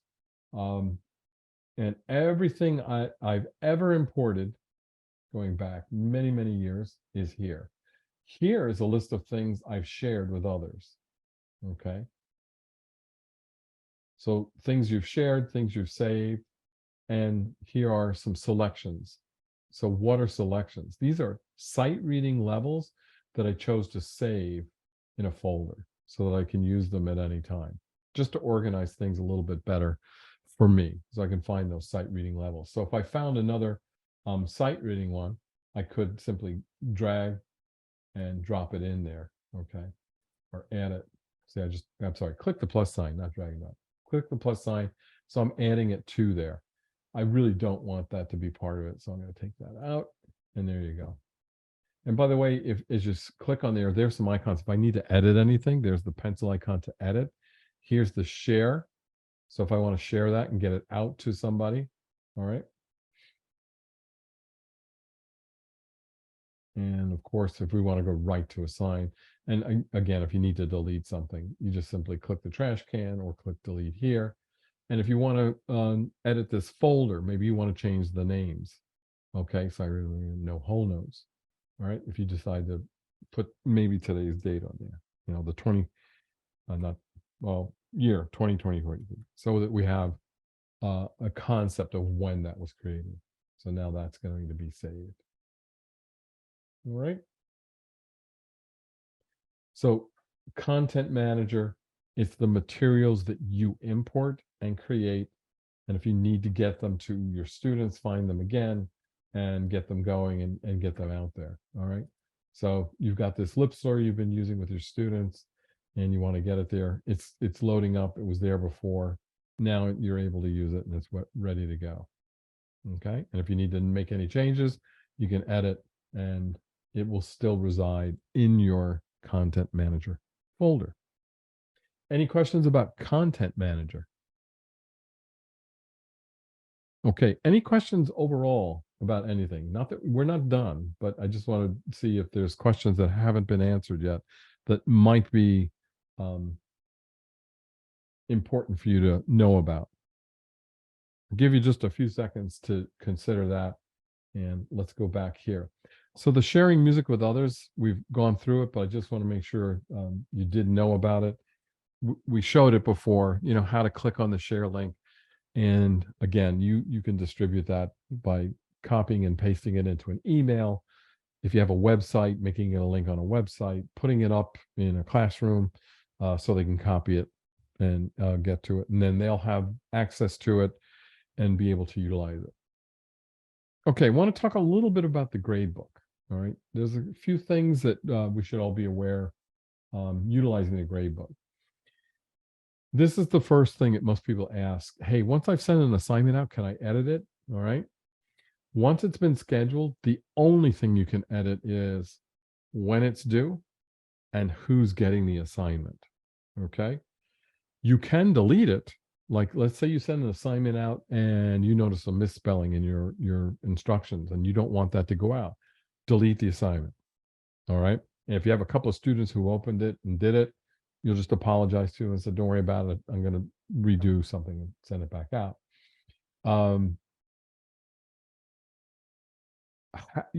How do you organize your grade book? Most of us work on a semester or quarterly system. So set your grade book up so that it has those. And I suggest to most people, it's like you have to do a grading calendar when you create your class for the first time. I would have my district's grading calendar either open on my screen or if it's in print, open in front of me, and make sure I'm creating my quarter, semesters, however you divide your year up, based upon the dates there, so that I was in alignment with my district. All right, so that I can look at my grade book by grading period. And then another tip is sometimes you need to demonstrate growth. Your grade book is a great way to do that. Sometimes showing numbers on a spreadsheet is not the best way. A really good way is to make it into a graph, because then it's, visual. And all you got to do is export it as a CSV or XML, Excel file, not XML, Excel. And you can bring it into any program that'll turn that data into some kind of graph. And now you've got a strong visual representation. It's quicker to see those visuals than to try and, like digest numbers. I have always found a visual representation was much more powerful than, just showing numbers. So that's just an idea for you to look at. So here's that idea. So I've exported it out 5 weeks, over a period of 5 weeks. Here are my students, here are their scores, and here it is represented in a graph. And what I'm looking specifically to demonstrate here is what's the class average. And here's my student Glenn, who started out, maybe a little bit below par, but by the last 3 weeks, he was definitely above the average. He's showing growth. So there it is. And MakeMusic Cloud, by the way, doesn't do this. You have to have another application that does that. Did MakeMusic bring back the practice report? No, we have analytics. We don't have a practice report.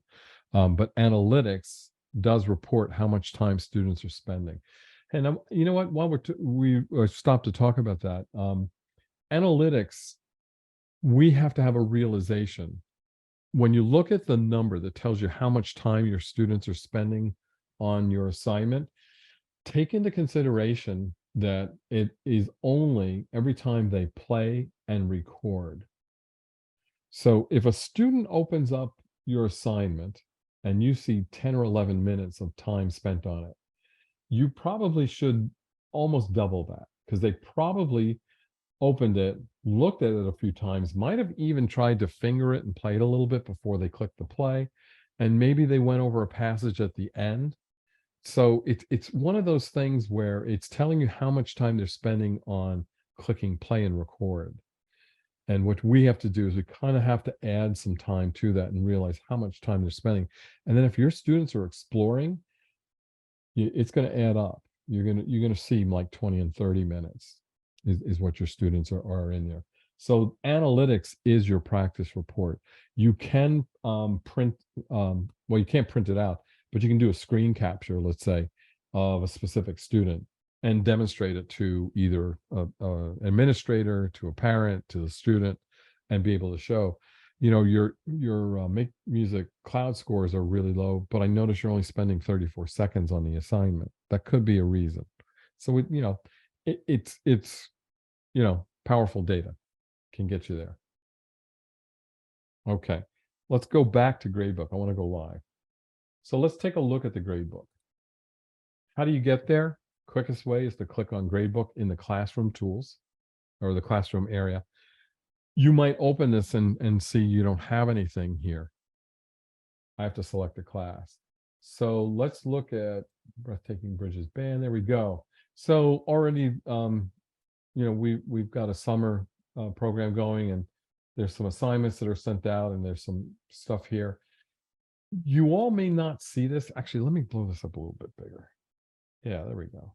Perfect. First and foremost, color coding. It's a tool.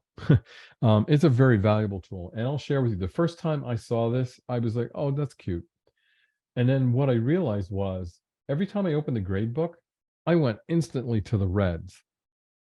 It was triage. I was looking to fix, the students who maybe didn't do an assignment or they got a poor score. And I would address those students first and fix those things. So it ended up being, for me, a very valuable resource. The second thing is it tells us a lot of information. I've got some assignments that have been submitted that I haven't graded yet. So I need to do that. So that's telling me some information. It's clearly telling me the last update of this. I do have the ability to sort a couple of different ways here. It's mainly by alphabetizing, okay? And also by assignments handed in and graded. If you want to see your gradebook, including archive classes, you could click here and get that data as well. I do want to take a look at the class settings and tools. All right. This is the area when you first created your class that you were going to decide on a grading scale and a grading calendar. And this is where you'll pin your method book, right? Everybody remember that? Okay. The quickest suggestion for you is I would look at our predefined grading scales, choose one of those, and that's going to save you a ton of time. I think 90% of America uses that top one. Okay. This is the next chosen one, and then pass fail is the next one down. But if you need to, or if you've already created one from another class, you can reuse it. Or if you need to create one, you can do that. Here's the grading calendar. Make sure you pull up your district's data so that you get those right. Notice we have, for my account, I have a summer program, I have a fall, and a spring. That's how it's going to be divided up. And here's the method book pinning. Currently, I don't have one for my band. I'm going to re-show everybody how to do that. You would select here, all right, find a method book. I know I'm going to be using Sound Innovations. No, not sound differentiation. I went too quick. I'm going to use Sound Innovations for band. Let's, I guess maybe scrolling is a better choice because of my typing skills. Here we go. Sound Innovations for concert band. So now that's going to be on my students' homepage, not mine. Okay. You can either do a playlist as suggested earlier, or make the first line of the method book a favorite so you can find it quickly. So now all my students, when they log in, they're going to be able to get to Sound Innovations book 1. Really important that I have that if I'm going to be using that book. And for everyone in the room, you can change the method book as many times as you want. I can assign this method book now and go back an hour later and sign a different method book. If I want to change method books 2 weeks from now, we can now be in a different method book. And while I'm mentioning the word method book, I want us all to consider this. MakeMusic Cloud has 199 method books for you to use. Therefore, if you're a MakeMusic Cloud subscriber, you now have a new concept that you need to really embrace and understand. MakeMusic Cloud is the method book. You can take from any one of those method books what is most needed for your students' needs right now, 2 weeks from today, a month from now. So the entire application is your method book. And concert pieces can become part of the method. All of the exercises that are in here are part of the method. So just that concept is really important. Having MakeMusic Cloud is an unbelievable resource and makes it so that you have this online practice application where you and your students can communicate back and forth without any discomfort in a classroom, not looking like I'm the teacher's pet, worried about what Sarah's going to say to me later, or if I don't play this note, beautifully. It's all done inside an application where we have the ability to communicate through a comments box. Okay, so very powerful, safe way for us to garner deliberate practice from our students. All right, so you saw what happened when I went to those class tools. All right, any questions about anything so far about gradebook? Okay, I just want to give you a few seconds to consider that. All right, we did show how to go through that. Great. Let's go back. You're a MakeMusic Cloud veteran. You've been using MakeMusic Cloud. We do have some best practices, tips that will definitely improve your students and your experience. So what makes MakeMusic Cloud different from any other application on the market? You have professional recordings that your students go home and listen to and practice with. Okay, professional recordings that they go home and model. So when they come back to your class and they're sitting in those chairs, their paradigm, their model, their perspective on the music is from a professional standpoint. So they know what this should sound like. They're less concerned now when they first started playing from left and right, as they may have been struggling through that piece, right? Now they know what it should be. They know what the goal is, right? That's a paradigm shift. For many years, we would struggle through. We get good at sight reading. We'd be able to maybe knock out some notes and rhythms and kind of get a gist. But I can always remember students, whenever we had something new, the reaction to it rarely was excitement. It was usually like, This isn't as good as we sounded when we did the concert last, year or month or week, a couple of weeks ago. So this is a great resource. So I would model any performance that I thought was of value for my students. They may be walking in for orchestra or choir today, but I'll have up the Canadian Brass performing Amazing Grace from inside of Make Music Cloud. I'm in a general music class. I'll have them listening to Augustine Hodelick playing one of the um, concertos so that they get a professional modeling of musical performance in this genre. And then I can bring the notation up so they get to see, wow, look at all those notes he's playing. Or I'm doing a warm up, and there's a great method book in here called Sound Orchestra. All right, and I would be, if I were still in the classroom, I would be using that book with my wind ensemble. It's an really well written. It demonstrates some really fundamental skills about intonation, ear training, blend balance, all great stuff. But it's using the string orchestra as its background. So maybe I'm wind ensemble. I don't care. I want them to hear that lushness that comes from strings, because quite frankly, if I'm in a wind ensemble, many a time I'm making references to orchestral sounds.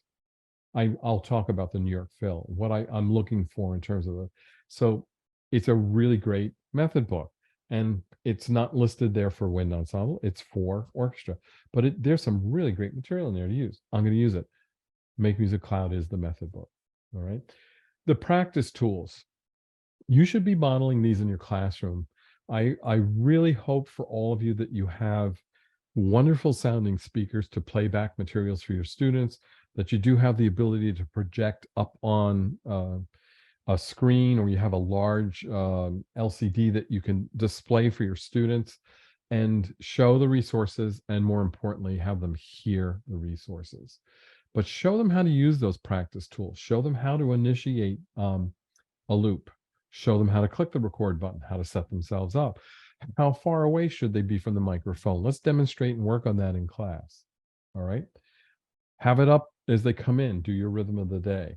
And by the way, you all know the tuner is on every page. You click on it, it becomes a separate page. I can resize it, have it in the corner, and still have my music performance stuff up, and being able to have both things handy for me to utilize. All right. Assign one method of the method book that requires your students to practice. I didn't say that correctly. Assign one line for assessment, but require them to practice the preparatory lines that enable them to get the skills needed for the performance. And in your instructions, let them know, hey, I'm going to be able to look at analytics. I do understand that you're going to prep hot cross buns by doing these lines. All right. So that's another suggested strategy. Getting them to do other material without filling up your grade book, and without, in essence, making your students feel like they have 1,000 assignments. They have one assignment, but you have to do these things to get to that assignment. I'll share with you personally, I stopped doing chair tests once I started using Make Music Cloud. All right, never used it again. All their chair setups were done, and actually we got away from, best player here, second player, best player here, third. We went to a model where I always surrounded a weaker student in the middle of two stronger students, and it just changed the whole ensemble. They became more confident. It became more professional sounding. It was great. This is a sore point. I'm sorry to even have it here, but we all know this happens. You get a student who, for whatever the reason, doesn't make your concert, and that's supposed to be the culminating grading activity. If it is, now what you can do is you can assign those pieces. This might be an opportunity for you to make it a sight reading assignment where they got to do the whole piece and they've got to play the concert, and that's their makeup. All right. This we talked about a lot today. Review analytics. Take a look at it. Not every day, but start to get into a pattern of reviewing it. Right. When it makes sense, assignments grouped together. Use your units. And then this is something that is becoming more and more talked about. And I'll share with you, I witnessed it over the last 2 days at a local high school here, where they're empowering their students to take control of their own learning. Where instead of saying, do this, do that, do this, here are some suggestions. Do you hear what I just said? Do you understand what I'm asking you to do? And then giving them some choices. You can either do A, B, or C. All right. Here are 4 options. Choose the one that you think is going to get the result we're looking for. So empowering your students is really it's not a Make Music Cloud thing. This is going forward for music education in the future. And Make Music Cloud is a great tool to do that because you can give them some pathways. You can give them some repertoire choice.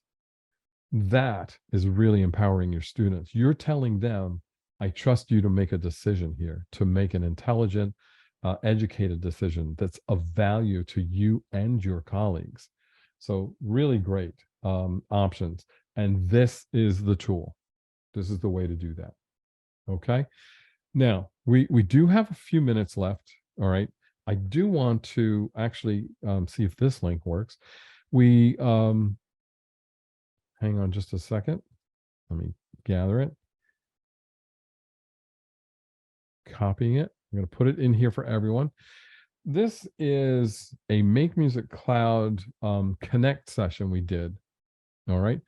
And it's broken up, but I'm giving you the first one. I hope that opens up for everyone. If you could take a look at that and make sure it works.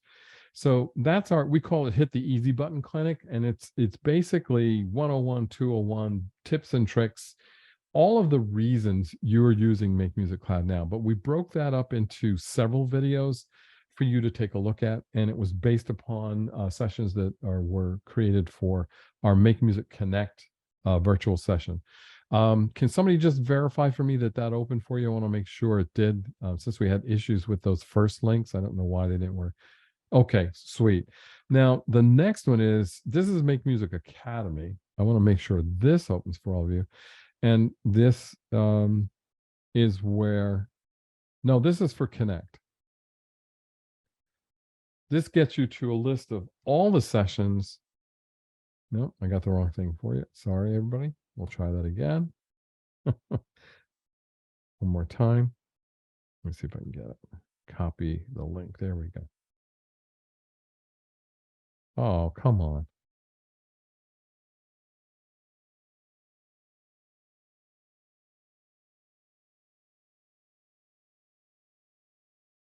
I don't know why we're having so much. There we go. This is to the entire Make Music Connect. If you weren't able to attend, it's just a great resource. I am so proud of all of the people that presented at this session. Every one of them had something of value and was unique to utilizing Make Music Cloud in their classroom, and also music education in general.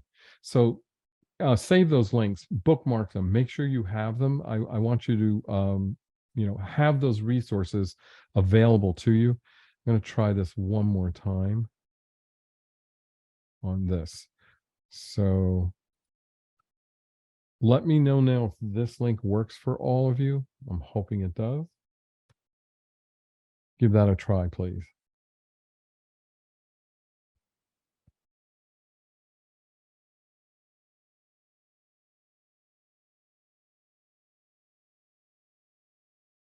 No, I see something's going on with that link.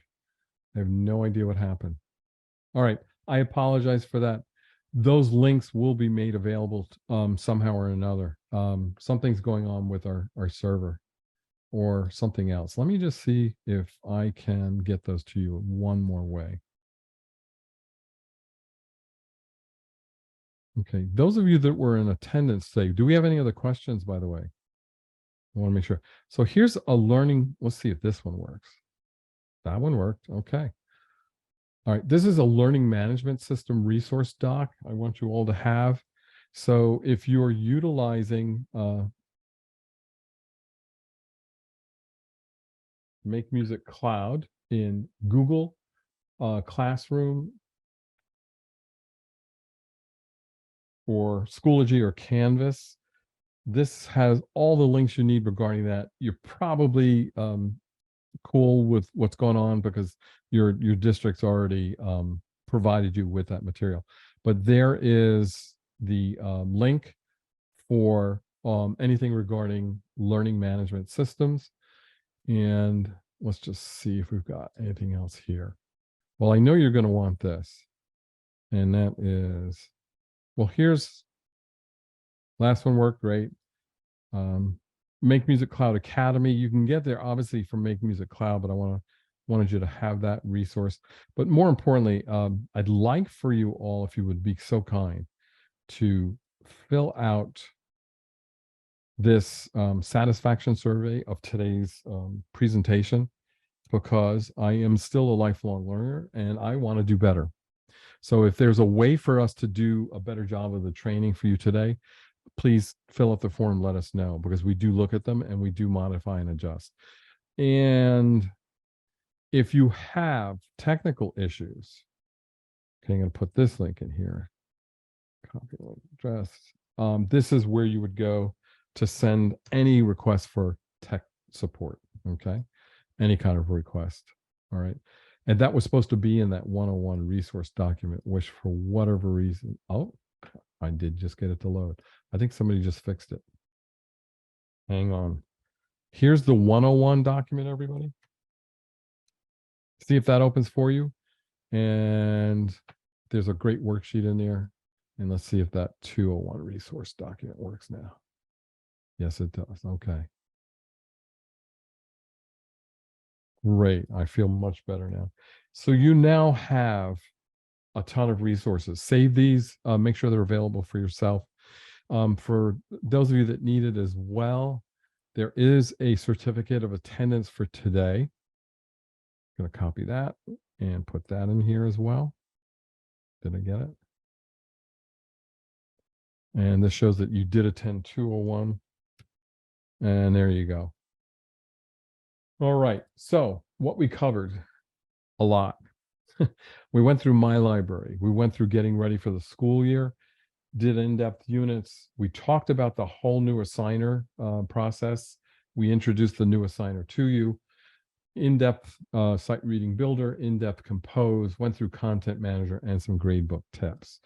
You also have some links, and I just gave you the survey in there so you don't have to necessarily do this. But if you want to do it on your phone real quick, there's your snapshot. You can grab it and go. I want to thank you all for being here. If there are any more questions, you have just a couple of more minutes. I'm going to stay here. I'd like to, be accessible to you, see if there's anything you need to know. All right. We gave you all the resources. Now we're able to get all those to you. I'm really happy about that, plus the certificate of attendance. All right. And a big thank you for being here, giving us 2 hours of your time. That was really wonderful. I'm so glad you were in attendance today. And again, awesome. I'm glad it worked, Bob. Okay. If you have any further questions for us, you know how to reach us and get to us. Be checking out the resource page on Make Music Cloud. Let me just see if I can get us there quick. So let's jump out of here. If you go to makemusic.com, by the way, in the future, you know that we still have some smart music reference on our URLs. Those will change eventually to Make Music Cloud. When they do, there'll be redirects. It's nothing for you to be concerned about, but I do want you to be aware of it. And take a look at the resources. So if you click on resources, you're presented with a whole bunch of materials: educator, parent, student resources. And the one thing that I didn't mention today, and I really wanted to, but I'm going to mention now, is state lists. So whatever state you're in, click Browse State Lists, see if you can find your state, and anything that's on your state list and is in Make Music Cloud will be listed for you. So if you're in the state of Texas, here's all the materials for concert, band, orchestra, and choral, and solo and ensemble for you. All right. Thank you, everyone, for being here. I hope it was of value for you all. Have a wonderful school year. Your students need you more than ever. And I hope that you have as much joy in the classroom as I have had. And we'll see you somewhere. If you're at an MEA and I happen to be present, please come up, say hello. Would love to meet you in person. And good luck, everybody. Have a great year.